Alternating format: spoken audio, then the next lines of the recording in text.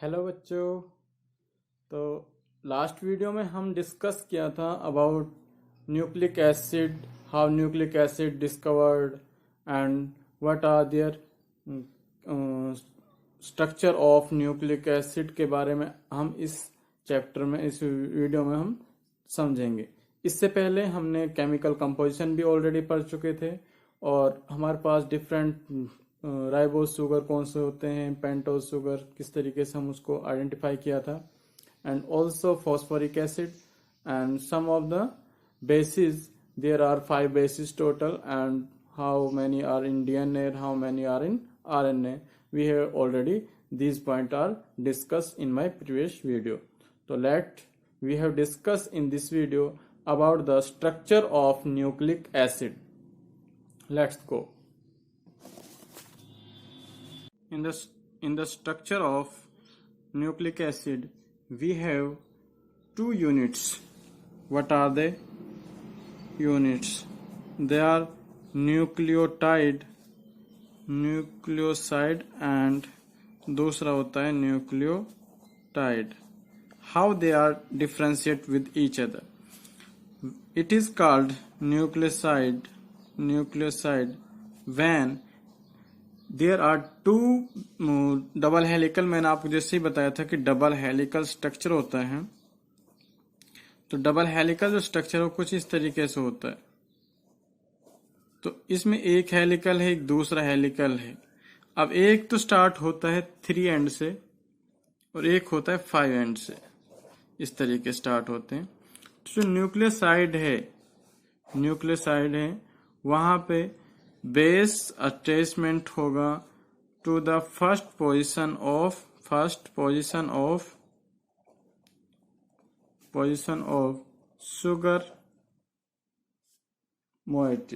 sugar moiety, और इसी की वजह से इसको क्या बोला जाता है? न्यूक्लियोसाइड बोला जाता है। एक न्यूक्लियोसाइड में क्या क्या चीजें प्रेजेंट होती हैं। अब दूसरा हम पढ़ते हैं न्यूक्लियोटाइड। जब न्यूक्लियोटाइड हम इसको बोलेंगे, इसमें क्या होगा? जो शुगर कार्बन होगा वो वहां से अटैच ना होके वो किसके साथ अटैच होगा कि जो फॉस्फोरिक एसिड है वो अटैच होगा 5th पोजीशन पे, 5th position of the sugar moiety. ये आपका कैसे हो सकता है? 1 2 3 इस 3 पे अटैच हो सकता है। यहाँ पे किस पे अटैच होगा? 5th पोजीशन पे। तो मोस्टली 3 एंड 5th पोजीशन पे अटैच होता है शुगर मोइटी। तो इस वजह से इसको क्या बोला जाता है? न्यूक्लियोटाइड। तो हम अगर सिंपल लैंग्वेज में लिखना चाहें तो न्यूक्लियोसाइड क्या होगा? न्यूक्लियोसाइड्स क्या होंगे? बेस कोई भी होगा हमारे पास, दूसरा शुगर, ये दोनों चीजें प्रेजेंट होंगी तो हम उसको क्या बोलेंगे? न्यूक्लियोसाइड। ठीक है। और अगर हम बात करें न्यूक्लियोटाइड की,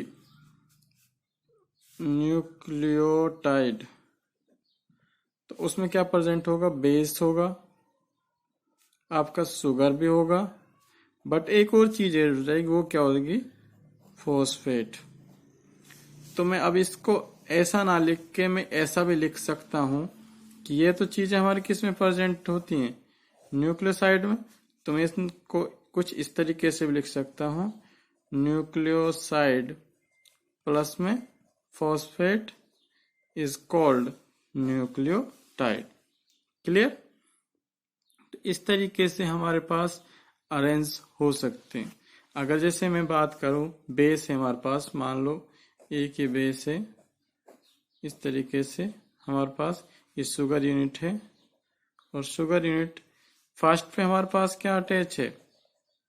बेस अटैच है, एंड 4th पे क्या है? फॉस्फेट है। तो हम इसको क्या बोल देंगे? न्यूक्लियोटाइड बोल देंगे, न्यूक्लियोटाइड। क्लियर?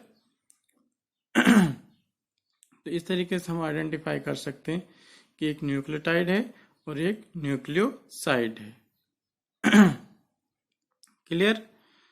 तो यहाँ पे हमें इनके बारे में पता चल गया कि इसमें मोस्टली जो न्यूक्लियोटाइड्स आर जो ज्वाइन टुगेदर होते हैं वो फिफ्थ एंड थर्ड जो इनकी जो ज्वाइनिंग होती है वो ज्वाइनिंग होती है हमारे phosphodiester bond, phosphodiester bond, linkage कह सकते हैं, लिंकेज कह लीजिए, phosphodiester linkage between fifth and third carbon of pentose sugar.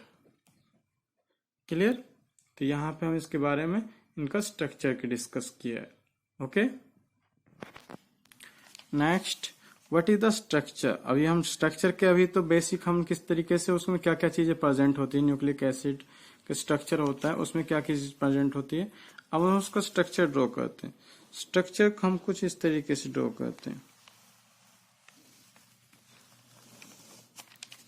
ये किस तरीके से, यहां से लेके आइए और इसको इधर लेके आइए, फिर यहां से लेके आए, फिर इसको इधर, एंड देन ये हो गई इसकी एक हेलिक्स। और इसको अगर मैं इसी तरीके से दूसरा हेलिक्स बनाता हूं,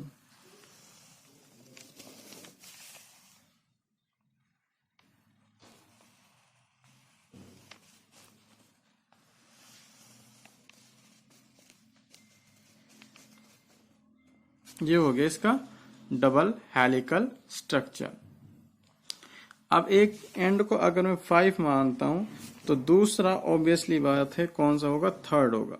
और इसमें जो अरेंजमेंट होगा वो इस तरीके से होगा, ए और डबल बॉन्ड टी।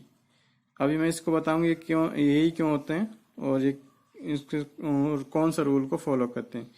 जी और सी होगा वो ट्रिपल बॉन्ड से होगा, देन ए और टी, इस तरीके से। ये क्या है, double helical structure of DNA, double helical structure of DNA. Clear. तो अब हम इसके बारे में समझते हैं कि जो सबसे पहले जो स्ट्रक्चर है, प्राइमरी स्ट्रक्चर था कि the sequence of nucleotide in A chain of nucleic acid called, मैं लिख देता हूं आपको, the sequence of nucleotides in the chain of nucleic acid, in the chain of nucleic acid is called primary structure, is called primary structure। जो इसका structure था, इसको first of all एक साइंटिस्ट था ई चारगफ, उसने identify किया था।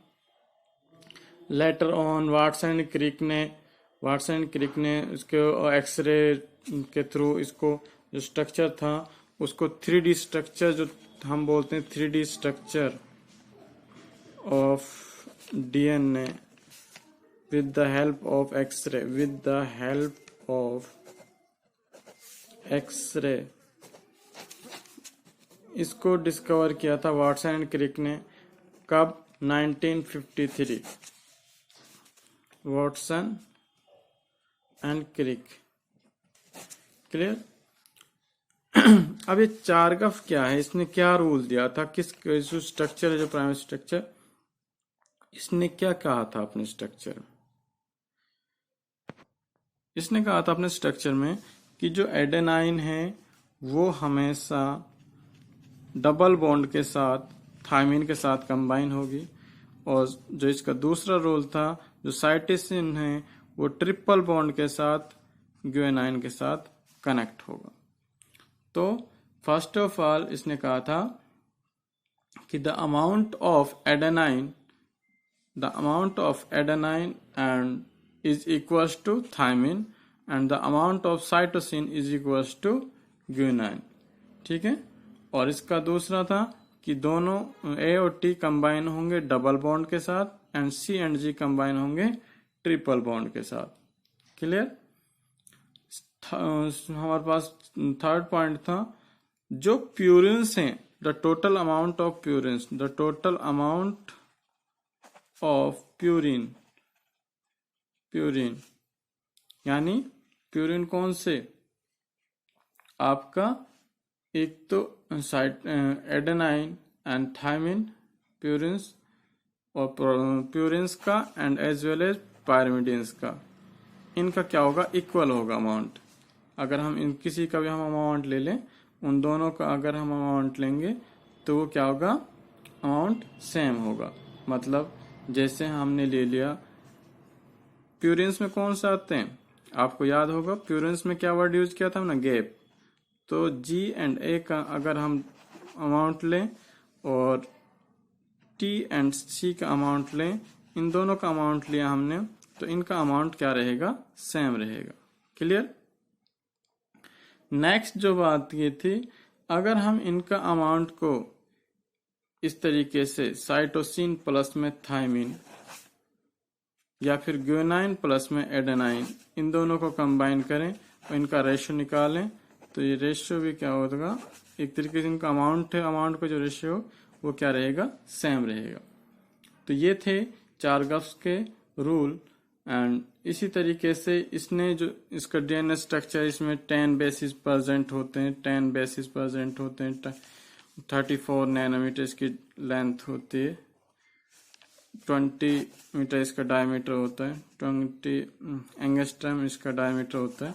तो इस तरीके से हम इसके बारे में डिस्कस कर चुके हैं, कर सकते हैं। ठीक है, 20 एंगस्ट्रम।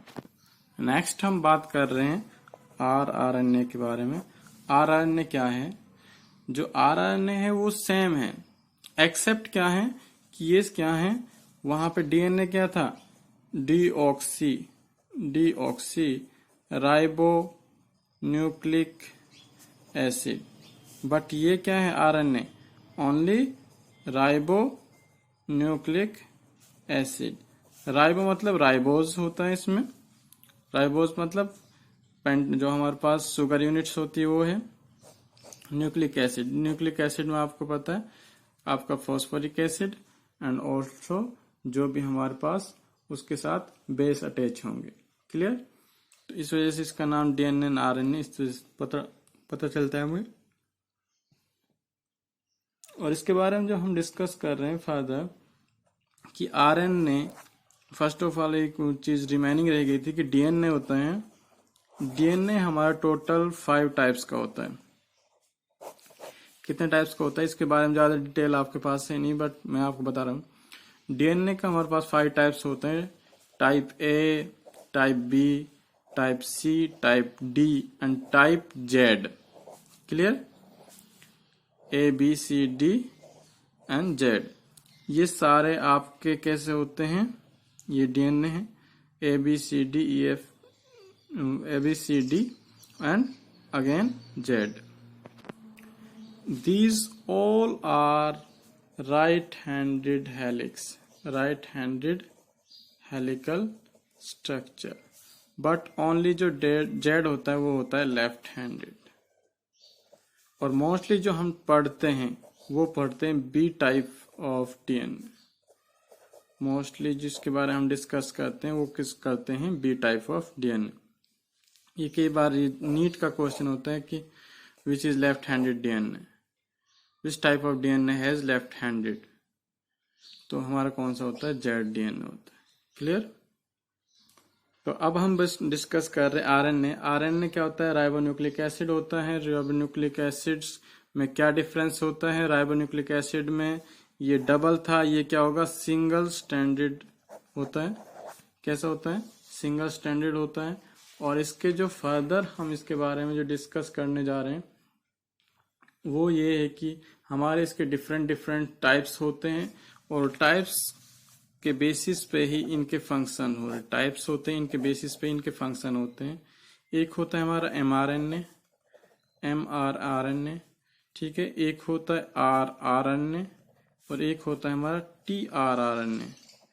ये तीनों के जो नाम हैं इनके नाम से ही इन्हें पता चलता है। ये होता है मैसेंजर आरएनए, यानी it will carry the message from one point to another point and one signal to another. ठीक है, ये राइबोसोमल, राइबोसोमल का मतलब होता है यहाँ पे क्या होता है, ये सिंथेसिस करता है, इसका काम होता है सिंथेसिस करना। एंड टीआरएनए, टीआरएनए का मतलब होता है ट्रांसपोर्ट, ट्रांसपोर्ट। तो ये क्या करता है, ट्रांसपोर्ट करता है एक जगह से दूसरी जगह किसी भी इंफॉर्मेशन को। ये हमारा राइबोसोमल है, राइबोसोमल। तो राइबोसोमल क्या करता है, सिंथेसिस करता है। ठीक है, बाकी तो आपको मैसेंजर है तो मैसेज का काम करेगा, मैसेज ट्रांसफर करने, ये ट्रांसपोर्ट करेगा। ये क्या करेगा, राइबोसोमल है तो ये सिंथेसिस करता है, प्रोटीन सिंथेसिस वगैरह, ये सारे काम किसके हैं, राइबोसोमल आरएनए। Clear students? तो ये हमारे लिए इम्पोर्टेंट भी हैं। अगर हमारे पास डिफरेंट डिफरेंट सब्सटेंस हैं और उन सब्सटेंस को हमें क्या करना है कि हमारे पास एक न्यूक्लिक एसिड है और एक न्यूक्लिक एसिड है, अगर हम उसका जो इम्पोर्टेंट है हमारी लाइफ में, बायोलॉजिकली जो इम्पोर्टेंट है, बायोलॉजिकल अगर हम माने कि बायोलॉजिकल फंक्शन क्या है हमारी लाइफ में, न्यूक्लिक बायोलॉजिकल फंक्शन क्या है ऑफ न्यूक्लिक एसिड, तो फर्स्ट क्या होता है कि ये रेप्लिकेशन, रेप्लिकेशन करता है हमारी बॉडी में। रेप्लिकेशन का मतलब मैं आपको जनरली बता दूं कि हमारे पास एक मॉलिक्यूल है, उसको हम सिंथेसाइज कर दें दूसरे मॉलिक्यूल के साथ। एक मॉलिक्यूल है, उसके दूसरे मॉलिक्यूल के साथ उसकी सिंथेसिस कर दें और एक हमारे पास नया मॉलिक्यूल बन के आ जाए, उसको बोला जाता है रेप्लिकेट, या फिर हम उसको कह देते हैं डुप्लीकेट। ठीक है, तो वो अपना दूसरा कॉपी बना ले सकता है। तो इस वजह से हम डीएनए की तो को बहुत सारी कॉपीज हम इजीली बना सकते हैं, बट आरएनए की हम कॉपी नहीं बना पाएंगे। उसके लिए हमें बहुत सारी डिफरेंट डिफरेंट आरएनए हमारे पास, क्योंकि सिंगल स्ट्रैंड है तो उसको हमें बनाने में काफ़ी प्रॉब्लम होगी और मोस्टली बनता भी नहीं। इस वजह से जो मोस्टली वायरस होते हैं वो आरएनए टाइप के होते हैं। क्लियर? तो नेक्स्ट जो हम पढ़ रहे हैं इसके बारे में वो पढ़ते हैं, what are the difference between DNA and RNA. Here is the table we in which these are the differences. DNA and RNA. It occur mainly in the nucleus of the cell. DNA तो nucleus और RNA तो कहाँ present होगा, cytoplasm of the cell. DNA क्या है, double helical structure है, RNA क्या है, सिंगल स्ट्रैंडेड है। ठीक है, next is the sugar molecule two deoxy ribo होता है, इसमें ओनली खाली क्या होता है, राइबोज होता है। 2-डीऑक्सी-राइबोज का मतलब होता है जो सेकंड पोजीशन पे कार्बन होगे वहां पे OH प्रेजेंट होगा, बट यहाँ पे OH प्रेजेंट नहीं होगा। जब हमने यूनिट्स राइबोज जो हमारे पास कार्बोहाइड्रेट्स थे उनका जो स्ट्रक्चर ड्रॉ किया था, उस स्ट्रक्चर में हमारे पास सेकंड पोजीशन पे OH ग्रुप होगा यहाँ पे, बट इसमें नहीं होगा। Nitrogen uracil is not present. DNA में कौन कौन से प्रेजेंट होता है, एडेनाइन, थायमिन, साइटोसिन और गुआनिन। यूरेसिल नहीं होता। और इसमें जो हमारा आरएनए है इसमें क्या प्रेजेंट होता है, thymine is not present. Thymine की जगह यूरेसिल की जगह क्या, थायमिन की जगह क्या होता है, यूरेसिल प्रेजेंट होता है यहाँ पे।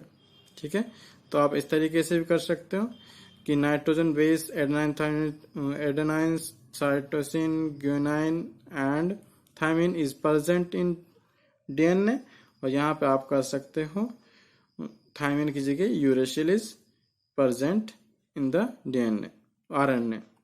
नेक्स्ट है DNA has unique properties replication, यानी इजीली ये रेप्लिकेट कर जाते हैं, but RNA does not replicate. Okay, next जो पढ़ रहे हैं हम पढ़ रहे हैं कि DNA molecule are very large, their molecular size is very from 6 × 10⁶ और यहाँ पे होता है 16 × 10⁶ यूनिट्स। तो इतने सारे मॉलिक्यूल जब जाके मिलते हैं तो वो क्या बनाते हैं, डीएनए मॉलिक्यूल बनाते हैं। बट आरएनए इज स्मॉलर, 2 × 10⁴ या 4 × 10 यूनिट्स, इतनी यूनिट्स के बीच में इनका मास प्रेजेंट होता है। ओके स्टूडेंट्स, नेक्स्ट हम पढ़ रहे हैं what is DNA fingerprinting. DNA fingerprinting mostly आपने क्राइम्स देखा होगा, जैसे क्राइम्स होते हैं, क्राइम पेट्रोल वगैरह आते हैं, उसमें डिंगन फिंगरप्रिंटिंग लेते हैं। कोई मर्डर वगैरह होता है उनमें फिंगरप्रिंटिंग लेते हैं। तो एक्चुअल में होता क्या है कि हर एक इंसान की एक यूनिक फिंगरप्रिंट्स होते हैं। जैसे आप देखा होगा आधार कार्ड होता है, हमारे हैंड होते हैं, हर किसी की फिंगर यूनिट्स जो फिंगर टिप्स होती हैं, उस टिप्स को, ये वाली टिप्स होती है, इस टिप पे क्या होता है, सबकी डिफरेंट होती है। क्लियर? तो इस तरीके से हम हर एक की डिफरेंट होगी तो हम उसको इजीली आइडेंटिफाई कर सकते हैं। तो इसलिए ये बेस्ट होता है। और टू आइडेंटिफाई, ये बहुत ज़्यादा फॉरेंसिक लैब्स होती हैं, उसमें आइडेंटिफाई होता है किसके लिए, क्रिमिनल्स के लिए हम आइडेंटिफाई। पैटर्निटी, कौन इसका पेरेंट्स है, वहाँ आइडेंटिफाई कर सकते हैं। कई बार हमें पता नहीं होता कि इसका पेरेंट्स कौन है कौन नहीं, कई बार वो इस तरीके से हम इसको आइडेंटिफाई कर सकते हैं कि उसका सैंपल्स ले लें पेरेंट्स का, तो हम उसको आइडेंटिफाई कर सकते हैं। Clear? Next, identify dead bodies. Dead bodies हम आइडेंटिफाई कर सकते हैं कि अगर हमारे पास 3-4 पर्सन है, उसमें आइडेंटिफाई करना है कि ये किसी का रिलेटिव तो नहीं है, तो हम उसको आइडेंटिफाई कर सकते हैं कि ये किसके बच्चे हैं किसके नहीं, तो वहां से भी इसको आइडेंटिफाई। रेशियल ग्रुप, जो हमारे पास जनरेशन से, एक जनरेशन से दूसरे जनरेशन में पास ऑन होते हैं, तो वहां से हम इसको आइडेंटिफाई कर सकते हैं कि इसके पेरेंट्स कौन है या फिर किसकी जनरेशन है। क्लियर? तो ये था आपका chapter number 14 biomolecules. I hope you all of you like my video. Thank you guys. Your 14th chapter is complete now.